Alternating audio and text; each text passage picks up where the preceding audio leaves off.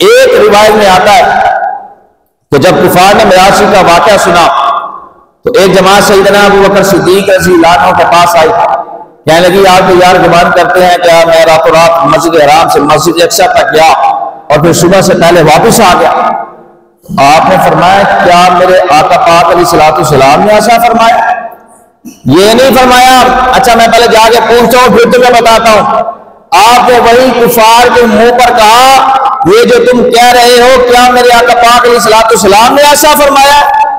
انہوں نے کہا ہاں، تو فرمایا لئن قال ذلك لقد صدق، اگر یہ دعویٰ میرے محبوب علیہ الصلوۃ والسلام کی زبان اقدس سے نکلا ہے تو میں اس کی تصدیق کرتا ہوں۔